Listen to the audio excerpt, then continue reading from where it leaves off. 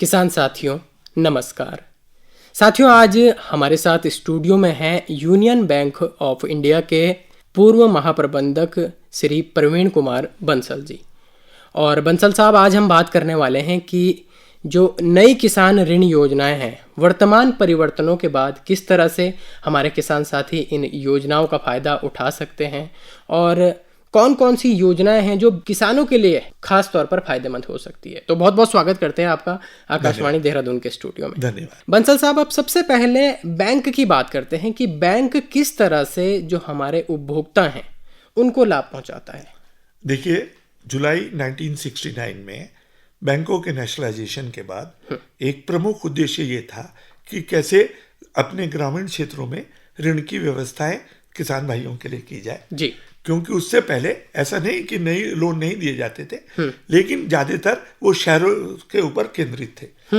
जब nationalisation of banks हुआ सिर्फ 1969 में, उसके बाद बैंकों का रुख लीड बैंक योजना के अंतर्गत गांव-गांव में पहुंचा जी, जिसमें हर जिले का एक बैंक जिम्मेदार ठहराया जाता था जो कि वहां पे लीड करेगा ऋण योजनाओं में और उस क्षेत्र के विकास के लिए। उनकी जिम्मेदारी थी कि उस क्षेत्र में बैंकों को प्रसार करें, बैंकों को गांव-गांव में बैंकों की शाखाएं खोलें और उसके साथ साथ उनको सस्ती दरों पे और एक नियमित तरीके से उनको ऋण दिया जा सके ताकि वो महाजनों के चुंगल से धीरे धीरे बाहर निकल सके जी।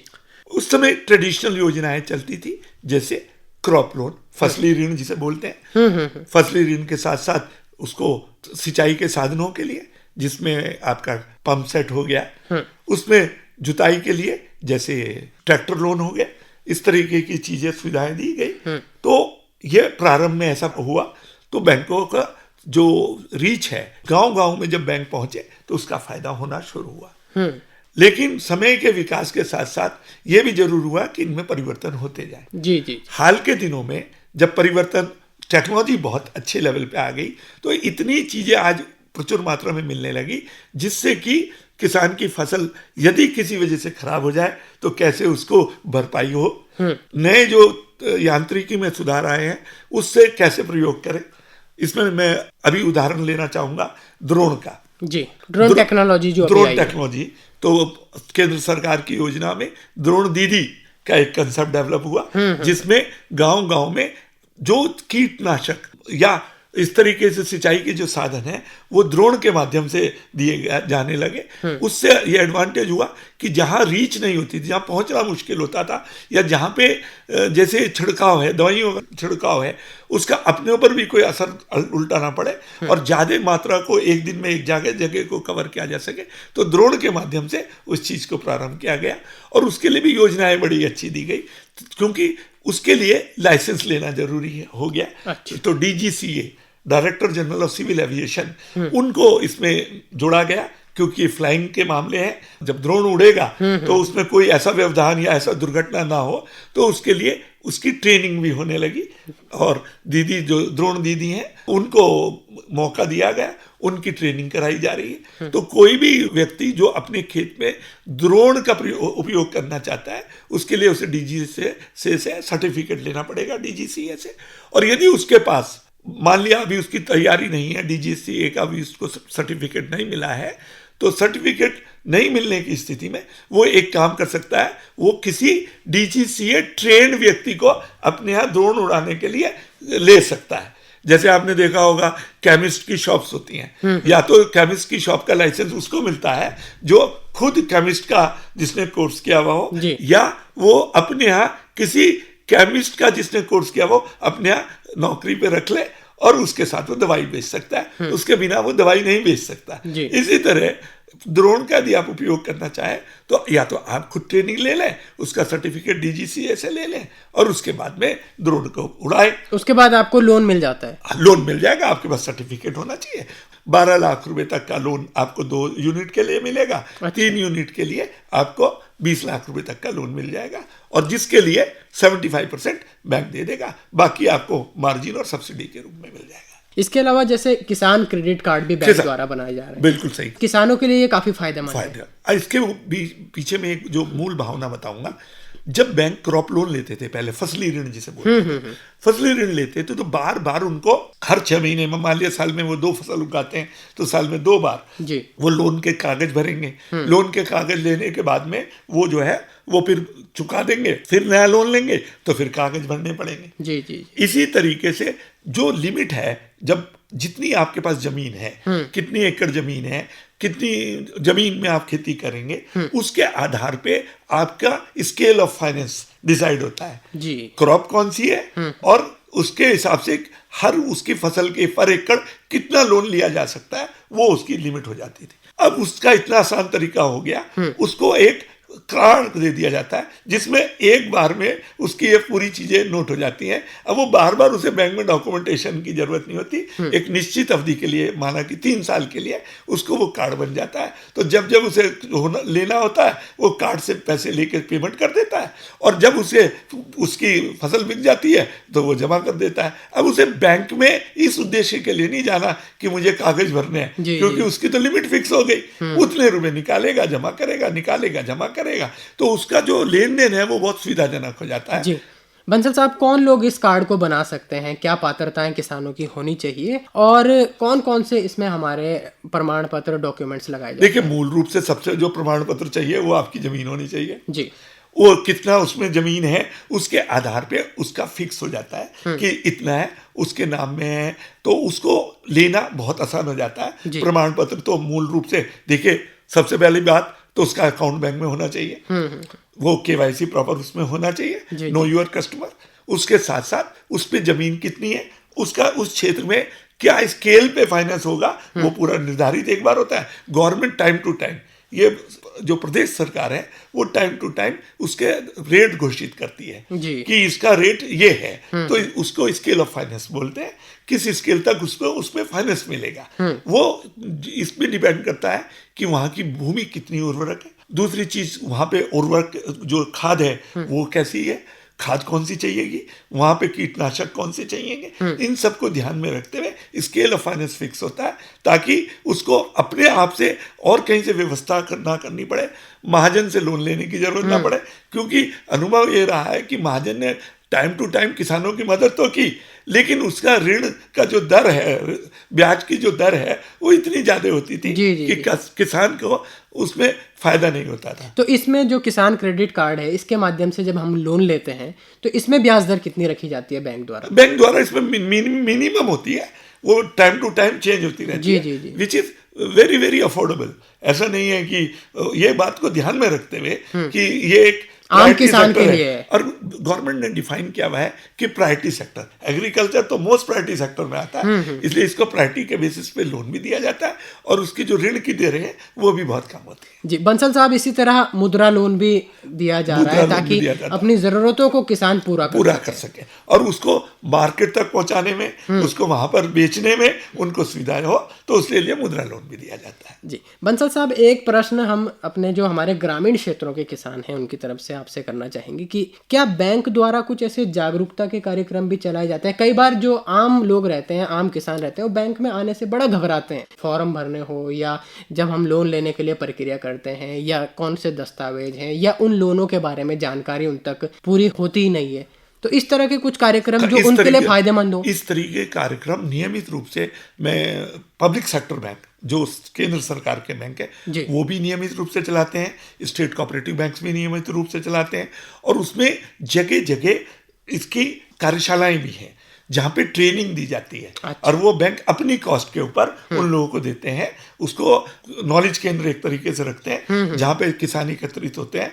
बैंक अपने खर्चे पे, किसी से कोई वो खर्चे नहीं लेता, अपने खर्चे पे ऐसी हर ब्लॉक में, क्षेत्रों में, और जहाँ बैंकों के लीड बैंक हैं वहाँ में व्यापक रूप से इस चीज़ की जो विज्ञापन करता है और लोगों को ज्ञान प्रदान करता है, ताकि इससे बैंकों की भी सुविधा होती है। क्योंकि यदि हमारे किसान को पर्याप्त ज्ञान है तो वो बार बार चक्कर काटने के बजाय ना तो उसका समय बर्बाद हो, ना बैंक का समय बर्बाद हो। एक मुश्त उसे पता है मुझे ये कागज लेके जाने, बैंक जाएंगे, उसको एक बार कार्ड मिल जाएगा और कार्ड के बेसिस से वो अपना काम सुचारू रूप से चला सकेगा। जी, और आजकल का समय जैसे हम देख रहे हैं कि डिजिटल हो गया है, अधिकतर चाहे लेन देन हो या जो भी काम है हम अपने मोबाइल से ही कर लेते हैं। बस थोड़ा सा कुछ सावधानियों का हमें ध्यान रखना होता है और अधिकतर काम हम अपने घर बैठे कर सकते हैं। तो किन बातों का हमें ध्यान रखना होगा अगर हम डिजिटल तरीके से अपना लेन देन कर रहे हैं? थोड़ा इस बारे में भी बहुत जरूरी हो जाता है मैं बात इसकी करना। एक छोटी सी पृष्ठभूमि आपको बताऊंगा जी। NPCI, national payment corporation of India, एक कंपनी बनाई गई 2008 में। 2000 इनफैक्ट पार्लियामेंट ने 2006 में पास किया था और चांस की बात है मैं उसका एक फाउंडर मेंबर रहा हूँ। एनपीसीआई जो स्टार्ट हुआ मूल रूप से वो 3 चीजों के लिए स्टार्ट हुआ था कि हमारे पास अपना कार्ड हो, जो पहले वीजा और मास्टर आता था, बाद में हम लोग रुपे करके अपना कार्ड लाए। जी। ये कार्ड का हम लगभग, जहाँ तक मुझे याद पड़ रहा है, 2011 में हमने इसको अपने देश में चालू किया और बनारस में काशी गोमती ग्रामीण बैंक में सबसे पहले इसका प्रयोग किया गया। अच्छा।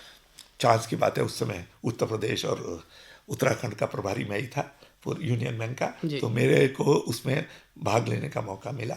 तो उसके 3 उद्देश्य थे कि हमारा अपना कार्ड हो, एक तो एक स्वाभिमान वाली बात होती है, दूसरे हिंदुस्तान में उस जमाने में कम से कम 500 करोड़ रुपए केवल स्विच फी देनी पड़ती थी बैंकों को, वीजा और मास्टर को, तो उसमें बहुत कटौती आई। दूसरा ये था कि मोबाइल बैंकिंग के लिए ट्रांसफर करने का सिस्टम, पैसे ट्रांसफर करने का, उस जमाने में शुरू में 5000 से शुरू हुआ, अब तो बैंक वाइज बहुत अच्छा है जी। और तीसरा था कि हम कम से कम कागज के पेमेंट के इंस्ट्रूमेंट के बजाय टेक्निकल उससे टेक्नोलॉजी से चले। जी। इतनी सुविधा हो गई। उसके बाद आपने सुना होगा डायरेक्ट बेनिफिट ट्रांसफर, अक्सर बड़े बड़े हमारे नेता लोग डीबीटी के बारे में बात करते हैं। ये डीबीटी का जो कार्यक्रम शुरू हुआ ये 2010 में सबसे पहले स्टार्ट हुआ। 2010-11 में जयपुर और अजमेर के रास्ते में एक गांव है, वहाँ डूडू उस गांव का नाम है। अच्छा। सर्वप्रथम डीबीटी वहाँ से शुरू हुआ और उस समय तत्कालीन प्रधानमंत्री, तत्कालीन वित्त मंत्री सब लोग उपलब्ध थे और चांस की बात है वहाँ पोडियम पे मैं भी था। जी। तो वो एक योजना शुरू की गई।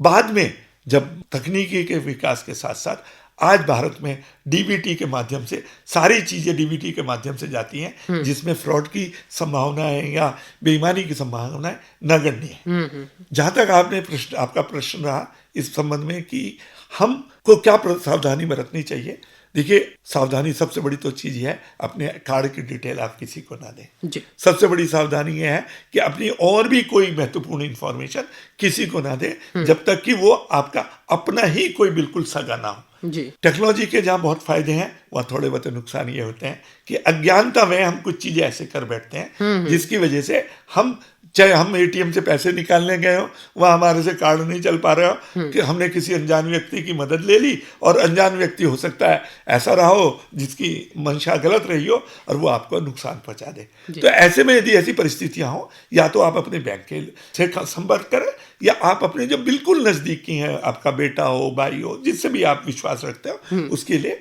लेकिन अनजाने व्यक्ति पे कोई विश्वास ना करें। और दूसरी चीज, कभी अपनी डिटेल और कभी लिंक जिसे बोलते हैं कि भाई आप इस लिंक पे वो क्लिक करिए, कुछ भी ऐसा मत करिए जिसके बारे में आपको पता ना हो, पूरी तरह से जानकार ना हो। तो ये एक बहुत जरूरी है। अन्यथा टेक्नोलॉजी ने वो रिवॉल्यूशन लाया है कि मैं समझता हूँ वर्ल्ड में इस मामले में हमारा देश नंबर 1 है। हम अक्सर देखते भी हैं कि कितनी यूपीआई ट्रांजैक्शंस हुई, अरबों में आज की तारीख में यूपीआई ट्रांजैक्शंस होती हैं, जिसमें खर्चा भी बचता है, टाइम भी बचता है। तो ये एक बहुत बड़ी उपलब्धि थी और ये जो कंपनी बनाई गई थी ये सेक्शन 25 के अंतर्गत बनाई गई थी, जिसका मतलब है no profit no loss basis पे। तो जो एनपीसीआई है जो आज इतना बड़ा काम कर रही है, वो जितना भी काम करती है वो नो प्रॉफिट नो लॉसेस के बात करती है, क्योंकि ये समाज की सेवा के लिए बनाई गई कंपनी है, ना कि किसी इंडिविजुअल के द्वारा। निश्चित तौर पे डिजिटल होने से बैंकिंग आसान हुई है, लेन देन आसान हुआ है, घर बैठे हम सब काम कर लेते हैं और अब तो लोन जैसी सुविधाएं लोग घर से कर रहे हैं अप्लाई। घर से कर रहे। मेरा व्यक्तिगत, मैं हो सकता है इस ओल्ड स्कूल ऑफ थॉट हूँ, लेकिन सबसे एक तो आप व्यक्तिगत लोन लेने से बचें। व्यक्तिगत लोन से संबंध, मेरा मतलब है कि देखिए एक लोन की व्यवस्था कुछ साल पहले शुरू हुई, उसका नाम था P2P, पर्सन टू पर्सन में। ये दिक्कत आई कि उद्देश्य तो इसका बहुत अच्छा रहा, लेकिन उसमें जो ऋण लोगों ने लिए वो आवश्यकता से अधिक ले लिए और उन्होंने जो P2P में जो उनका वसूली तंत्र था वो बड़ा कई बार खराब रहा, उन्होंने लोगों से दुर्व्यवहार करा, तो ऐसे में लोगों को दुख हुआ। तो इसलिए आरबीआई अभी हाल में ही गाइडलाइंस भी लाया है कि आप ये नहीं कर सकते, जबरदस्ती ये नहीं कर सकते, जबरदस्ती ये नहीं कर सकते।